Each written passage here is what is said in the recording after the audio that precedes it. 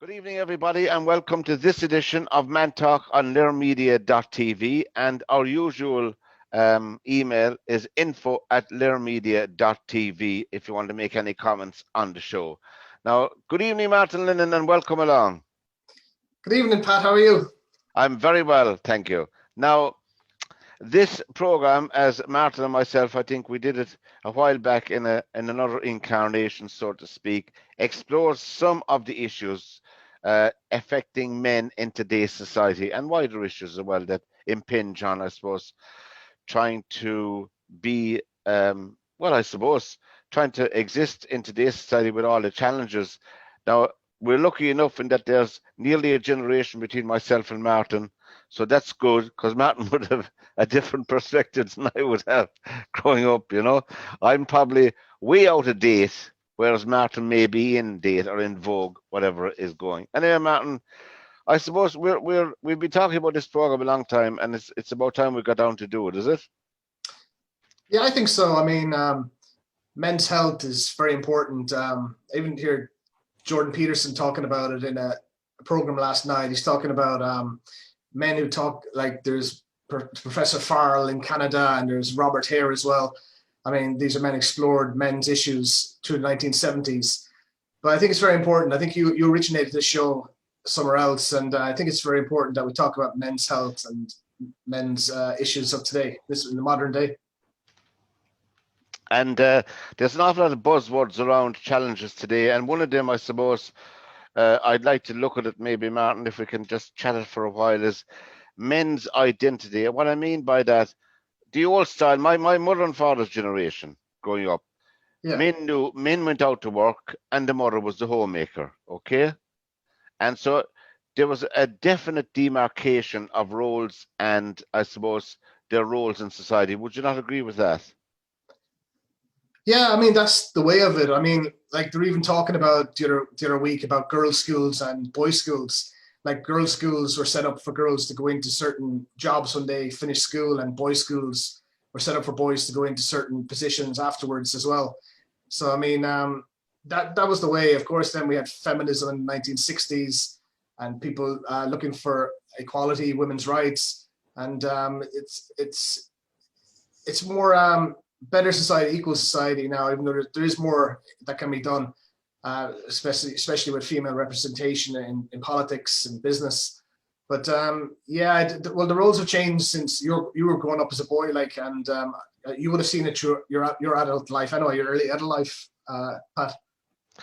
I would, Martin, and of course, as I said, there was definite roles for men and women in society. But I think that, as you rightly said, the 60s and 70s were, I suppose, progressive in one way, socially speaking, in that women, of course, and had a right to equality. There was never any doubt in my mind that men and women were always equal, should be always treated equally, and so forth. But I think in striving for equality, and this is not to apportion blame on any section of society, enough there was casualties of that, you know, and sometimes men can be casualties of it, and sometimes some women are casualties of the feminist movement, so to speak, you know. Like, for instance, there was an organization in Ireland, I know it's still in existence, about the rights of stay-at-home homemakers, women who decided not to go to work but to stay at home and look after their children, look after the house, and do all the other things that they prioritized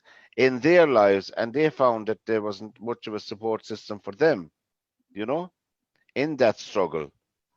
And so, therefore, today men are finding.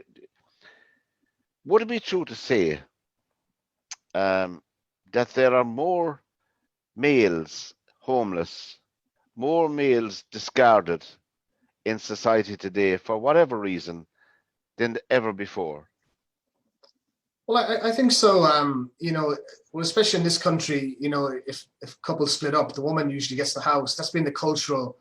Um, that's what happens here culturally, anyway. But I mean, like, sure, men up until years ago, I don't know when, like, sure, men would never go to the shop or a shopping center by themselves or have get a basket of groceries, and they would like cooking and cleaning. You see, their mother would be doing that for them. So I mean, even struggling doing like housework, and I mean, of course they can do housework, and that's a big thing now, especially in sociology with the second shift but women have to do all they do their own work, and then the childcare and looking after older parents, and also doing the housework, a lot of it, you know what I mean? But there's more kind of shared help now, but men would have struggled, especially years ago, even just going to the shop, getting a basket, like learning how to do up vegetables, prepare them, you know, and even cook them would have been a struggle. Even just to talk about, there probably be more women's groups. Women will talk about their feelings more, where men will talk about their thoughts more. But like, there's more kind of female groups, female organizations where there would have been less for men, you know. That would have been the situation, you know. So I would probably concur with you there that there are far more support systems in place, and that's no criticism of them for women, because women tend to, I think women, I would say, would have, on balance, more friends than the individual male would have. I think they would have more close friends than men would have. And I think that's just in our makeup. I don't know. I don't know what the explanation is. You know, I'd say I'd have fewer friends than my female counterparts that I could phone up. But thankfully, I have good friends. But I'm just saying. And by networking, I think women can network far more effortlessly and easier than men. That's not making excuses. I'm just saying that's the way the psyche of male female is. I think myself. But lately, I think the advent of the movement, I think it started in Australia, Martin, you might be able to correct me if I'm wrong, of the men's shed idea. The men's Yeah, it shed. started in Australia. Yeah, the men's sheds, where men, like, you know, they do you know, physical work, and they'll just get into some activity, what they're into, to carpentry or whatever, and then they'll just sit down and talk, have a cup of teas, have some breaks, and talk. But I remember growing up, I used to go to friends' houses, and like to be women, you know, going to my friend's house, and they'd be sitting down, you know, opposite each other with tea or coffee, biscuits, you know, like women would go to each other's houses and talk, you know. But years ago as well, sure, you had families, you had three generations of families living together as well, you know. Everybody nowadays, you could have a man from Donegal married to a woman from Cork, and they could be living in Dublin, you know. Their systems, social systems, their social networks will be like they're all over the place, you know what I mean? Because they don't have the mother, the woman doesn't have the mother down the road, just down the road. She can't just pop down to have a chit chat, you know. Like, and Yeah, the support the wider family support systems is fabricated a lot, it's broken up a lot now, because I know we were sent to our granny because we were a big family in the summertime for a few weeks, you know, to our granny. It was just that was it, you know, and we look forward to it as well, you know. And it gave my mum and dad a break, I suppose, from us, from the kids, I suppose, because there wasn't the resources there to go on a holiday or all that. But our holiday was out to our grannies, and they had a farm, and so it was a huge change for us. I know we lived in the country, but you know, chickens and ducks and feeding the cattle and feeding the calves and all of that kind of thing. That was our holiday, but there was that support system as well. You know, it was my mum's mum and my mum's side, my granny, and so I have great memories of going to my granny's and looking forward to going to the mass on a Sunday morning. I remember the very first time we went in a horse and trap. Now, I mean, oh, I'm not okay, that old, but I'm just saying that was their tradition. Every okay. Sunday morning, we went in the horse and trap. That was like going to Disneyland for us. It was a huge thing, and so I think we learned to be independent as well, subtly rather than forcing, you know. Yeah, I mean, yeah, well, that would have helped, like, living out in the countryside, like in the fresh air, and with the animals as well. I think that's what's happening. Men need that as well. They need to get out in the countryside and be around the animals, nature. Like I was telling you earlier about watching a bit of Jeremiah Johnson with Robert Redford, you know. And Yeah, then that was a this great great film. story about him, and he goes off to the mountain. He becomes a mountain man, and he marries a Native American, and you know, I think that's what's missing a lot. Even though we have animals, domestic animals around the house now, but people need to get out in nature. Like, so when I was younger, I used to go to the Clare Glens with my mother. You know what I mean? We just go for a walk over there. You know, just Yeah, to kind of talk, just to trash things out, to clear my mind, whatever. You know. yeah, that's a very good idea. As I said, should be encouraged rather than anything else, and people should do that. But that's a great film. We recommend it for people to look at. Jeremiah Johnson, Robert Redford, is it? Yeah. It was so long ago since I saw it. I think it was in the late 80s, was it? Yeah, it was just like before that. Like I know there's a famous meme. There's a famous meme now because in the movie Robert Redford has a big beard on him. You know, like there's a famous meme now, like a kind of a zoom out of a meme of him. You know, it's kind of very famous now. But the movie is very good. Like Sidney Pollack directed the movie anyway. Like he directed him in a few movies out of Yeah. Africa and The Way We Were as well with Barbara I Streisand. Yeah, I love Sidney Pollack movies, and they were very thoughtful and thought provoking and very well made, really. Out of Yeah. Africa was superb, I thought, I thought it was a superb film, Out of Africa, you know. Now, we're with Martin Lennon and myself here on Mantalk, and this will be a regular feature, hopefully, after Christmas, because we're only a couple of days away from Christmas. And also, press the red button on the bottom right hand side of this to subscribe to our channel, which is free of charge. And we thank to all the people who have done so already. And we'll be streaming live a few more programs out probably tomorrow night onwards, and we'll be streaming live for people's enjoyment over the Christmas period. So you won't have a blank screen to look at, although sometimes that might be a help as well. Now, Martin, we're just looking at the whole idea of role models for young males, young men going to school and growing up. I know there's a generation between you and I, but I know my role models growing up were people like, in Ireland were politicians and people like that. And internationally, I suppose I would have looked at, Muhammad Ali, Cassius Clay would be the first well-known world figure. Pele, of course, in the sporting sphere, and then you had other people as well, like that I admired, What about people today growing up, say, in national school level, apart from your own dad, who would have been your first real role model as a young lad growing up? Of course, we can't exclude that. But then as you go to your teacher, going to national school, which in my case had a few very good male teachers and fantastic people as well. Sadly, no longer around. But what do you think yourself today? What do young lads look to for idols to imitate, I suppose, and to look up to? Well, I think even the Limerick hurlers, like the Limerick hurling team, the All Ireland champions now, they be role models because the great thing about Limerick hurling, like the players are from all over Limerick. So like, I mean, everyone knows them in their own little parish or their own district. I mean, like Kieran Carey was one of my heroes. Look, he was growing up, like he was a genius of a hurler, you know what I mean? And Absolutely. he reminded me of somebody I used to play. He broke our hearts down in Cork a few times, yeah, but he was just a great player. Like, but even Tom Ryan, the manager of Limerick, he was a hero of mine. Like, man, I tell you, very well winning Munster titles and leagues. Yeah, great character, and, Tom. Yeah, his character, and I mean, the footballers as well. And I mean, like even Eddie Irvine, the Formula One driver. Yeah. Like there's certain movie stars and pop stars as well. You'd like, kind of like the Rolling Stones. I liked the Kinks as well. My father liked the Kinks, and my father used to work in EMI in London for a while.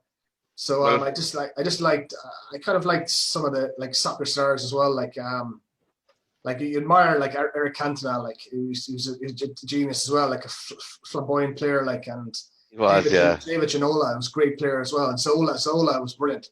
Yeah. But I like some of the characters as well. But yeah, some of the movie stars like you see growing up, everyone's talking about De Niro and Pacino, but then everyone's talking about Marlon Brando, and you watch Marlon Brando movies like On the Waterfront and oh yeah, some of these movies, like even in the 1960s, some of these movies are great, even though they weren't successful. He was still brilliant, Yeah, and of course your dad and myself would have a lot in common in that I thought that the Kinks were my group of the 60s growing up. I just loved the Kinks. I just loved everything about them, And you mentioned a few people there. Like Waterloo Sunset, like I kind of found out, I kind of knew this already. There was about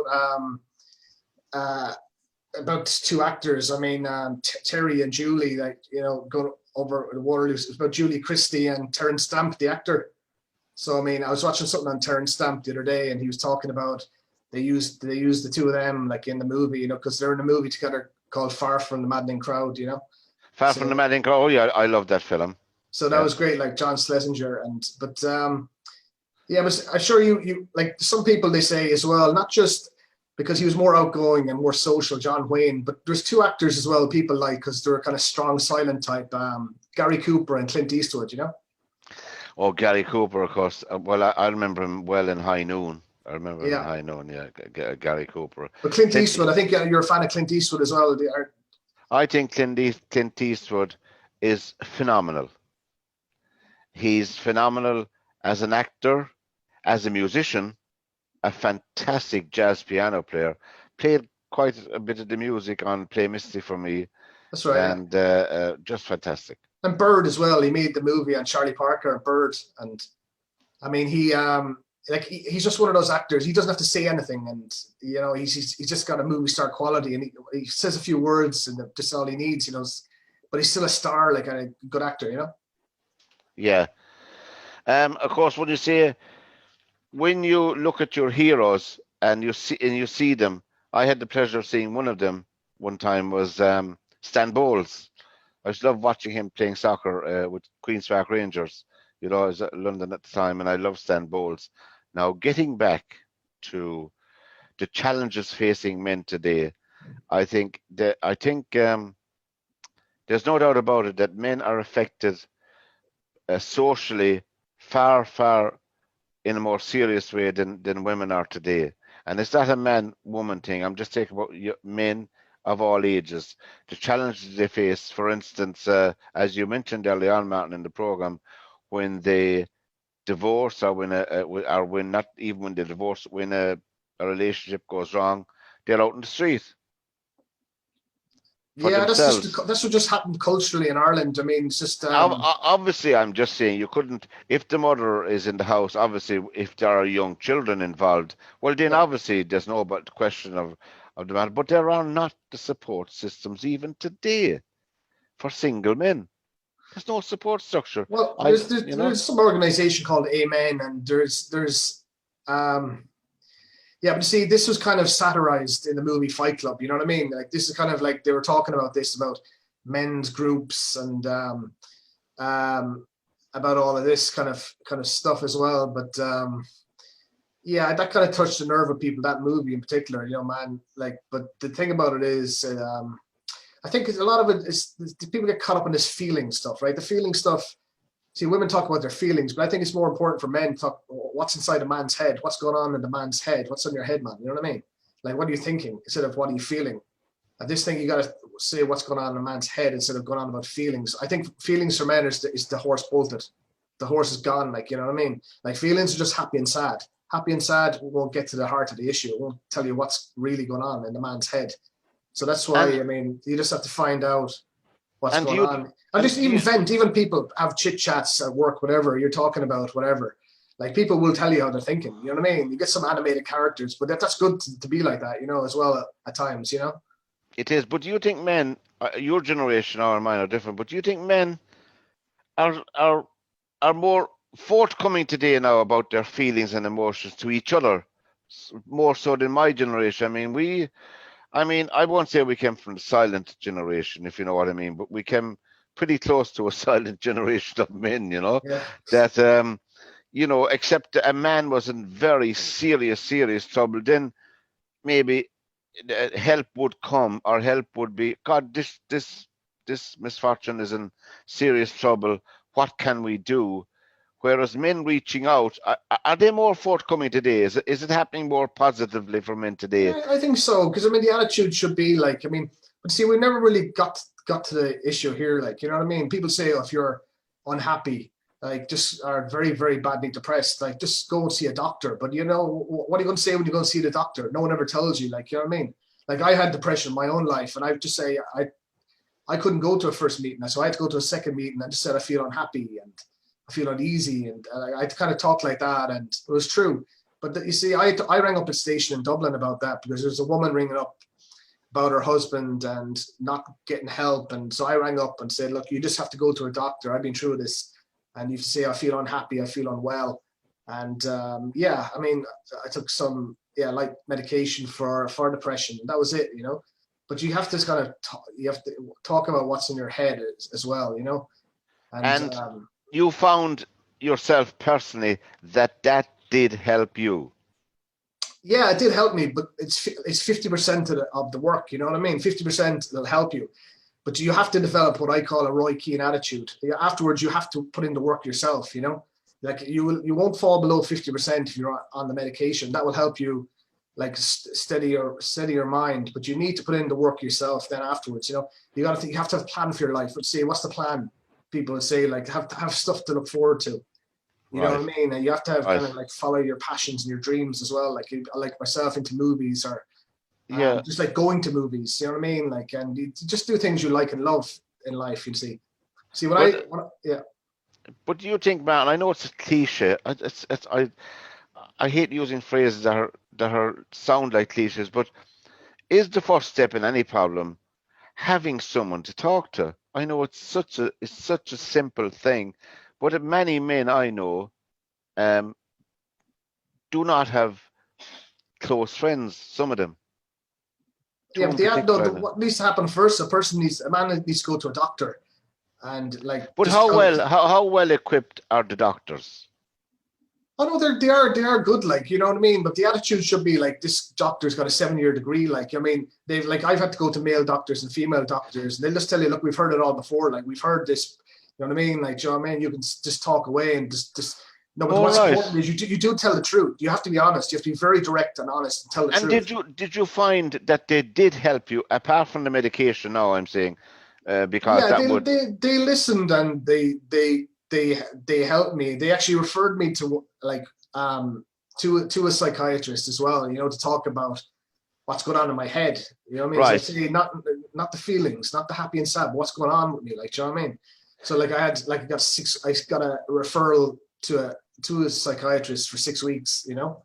So And and I got help there. That did help. Like it was a female psychiatrist, and and she did help me a lot. You know what I mean? yeah, and did that what let's say that process going? I'm just trying to verbalize it for myself. Maybe I should have gone. Some people might say maybe I should have gone. Not to be flippant about it, but because I mean everybody suffers from depression at some stage in their life. There's no doubt in my mind about that. You know, because when I was separated, you know, when it was all over, I mean there was a very very very dark period in my life, in my head, and uh, obviously I'm here, so I got out of it. Yeah.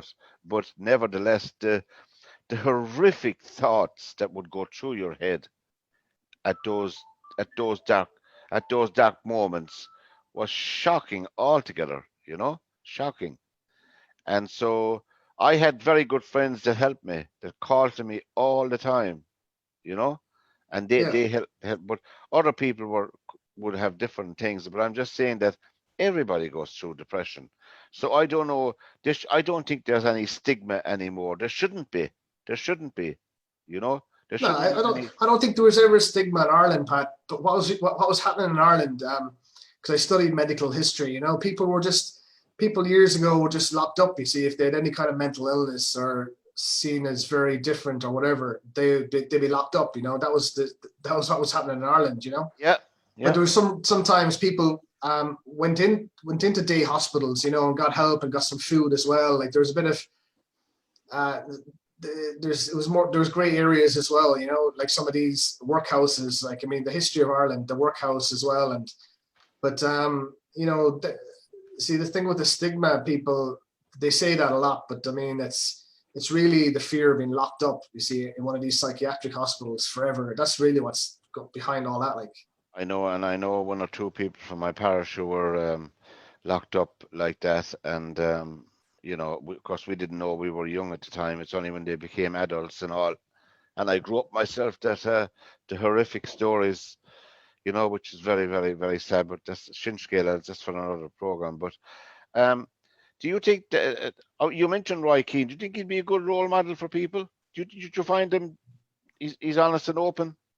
Yeah, but he's direct and honest. I mean, like people love him on Sky Sports as well. If you ever read the comment section, it's like, I do, yeah, I do. they're hilarious. You know what I mean? I do, yeah, I Like do. sure, even if Man United, Manchester United are playing bad, if Roy Keane is not on Sky Sports, he'd be trending on Twitter. You know what I mean? He'd be Yeah. kind of saying Roy Keane would be going crackers, like you know what I mean? He was saying about De Gea, the goalkeeper, and Yeah, Harry Maguire. They call him Harry the Hoover now, but they're saying yeah, about he wouldn't let him go back on the bus back to Manchester because I yeah. played a bad game. I know, yeah. He was He's happy now the weekend because they have got better. They've gelled together, and some of the players, Scott McTominay, sure, like people are always on him, and he's kind of blossomed now. Like he scored 2 goals at the weekend. Like and today going to I suppose in our educational institutions, what are the challenge for young men now going into universities today? I mean, it's a phenomenon, a worldwide phenomenon where you have a lot of pressure on people, a lot of pressure on young men trying to develop and find their feet in academia and so on, and looking at their career paths. Do you think there are different challenges facing them today than, say, in my generation back in the 50s and 60s? well, like so I went back to college as a mature You student, did? and what I noticed that the younger people, like the boys and girls, or the young people, men and women, they get on better than ever. You know what I mean? Like they're all friends. Some of them probably have gone to school together in mixed schools. But see, I think that's another thing we need to have in this country. What I personally think we should just have mixed schools in the country. Like boys and girls should grow up together. Like I went to primary school with girls, and you should same with should happen in secondary school. That happens in college anyway. See, I just think that needs to happen more. But I see even in areas where I live, I see the boys and girls they hang around each other, they're great pals. So, but the Yeah. challenges, I mean, no, I just think, it, like college Well, work can be tough. College work can be tough. It's not for everyone. Like 1 in 6 drop out every year, but that includes women as well. Young women. yeah, But you I see, know our friend here, Mary, is working in UL, and Mary, I noticed a few times I've been out to UL while she was doing her lecturing, and I went into the restaurant and the canteen and the different bars, and it was a fantastic to see and why it shouldn't be the great, I suppose you're right, camaraderie between male and female was just a joy to behold in one way. And I think that there is a maturity there. Young people sometimes can get a raw deal, sometimes do get a raw deal, but the vast majority of young men and women today making their way in university or in the world are an absolute pleasure to talk to and meet and deal with. In my opinion, the majority of them.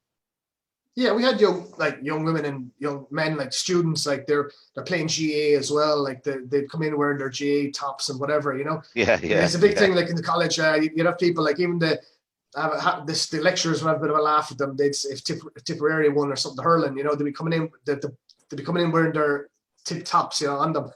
Oh, fantastic, fantastic. Yeah, we used to do that at work one time, but we gave it up because we were in the minority.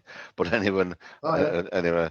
So Martin, before we wrap up this edition of Man Talk, I suppose we will have some people, obviously some guests in the new year on the show anyway, to broaden it out, to broaden out the thing. But there are, I suppose, people around there's so much information on the web, on the podcasts and all. You mentioned one of them, Jordan Peterson, but there are many, many more people who commentate, like Ben Shapiro, like Michael Knowles, and like, I don't know, There's a few Joe Rogan, a few of them, like and Rogan. Yeah, there's a good lot of them around.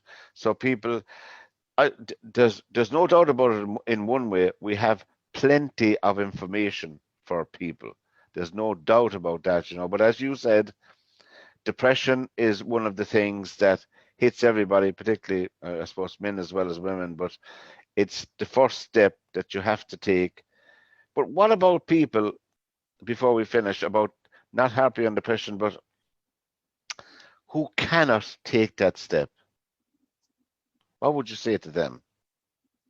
They're sitting alone now in their bed sit or their flat or apartment, and they're in this terrible, terrible place. well, you see, you need to go. You need to get out and about anyway. First, you need to go for a long walk. I mean, just clear your mind. and you need to gather your thoughts, but you have to kind of you have to go to a doctor. You know what I mean? Like, just have to go to a doctor and just tell him or her that you just feel unhappy. You feel unhappy, you feel uneasy, and you just gotta talk like that. I mean, it doesn't go on for that long. I mean, the doctor will understand, ask you a few questions, and they look to put you on some, say, light medication to begin with, like half a tablet or something. I know you figure out then what kind of medication is good for you. And I can see about referring you then to a psychiatrist if you want to, you have to go through that process, because once you go through that process, and if you do relapse again, you've been through the mountaintop, you know what I mean? You know how to deal with it. Like, it becomes second nature, And finally, what we say to people is, please, I suppose, to be positive, there are plenty. I mean, I know that the Samaritans are one organization that's fantastic, Limerick and Tipperary Samaritans, who are one of our sponsors here on LairMedia.tv, and we're very, very grateful for their support. They've been just fantastic. They're 24 hours, 7 days a week. So I know, because I volunteered with them years and years ago in Cork, the Samaritans would be a good starting point for someone who wants to take that first step, and might want to take it anonymously on the phone, and they are absolutely fantastic. Day or night, 24 hours a day. We'd have to say that, Yeah, there's Limerick Dock as well, Shannon Dock out in, like, if you're in Limerick, out in Doyle, if you like, especially if you've been through depression before and you've got help, like something like Shannon Dock. I've had to do that one time, and I went to Shannon Dock in Doyle, so that I got help there as well, so if I fantastic. was uneasy, but that's more for people, basically, I would say, who has had depression themselves, like Samaritans. It's all depends on your situation, Yes, I suppose so. Yeah, that's if people don't have the support of their family or friends around them. At least they'd have a telephone line to ring. And as I said, it's free and it's 24 hours on. But there are many others as well. We're just highlighting the Samaritans because we're associated with them here on Lair Media. Martin, it's been a blast. It's been a good start, I suppose, for this edition of Mantalk. So from Martin Lennon and myself, Pat Barry, until we meet again on the next edition of Mantalk, good night and good luck.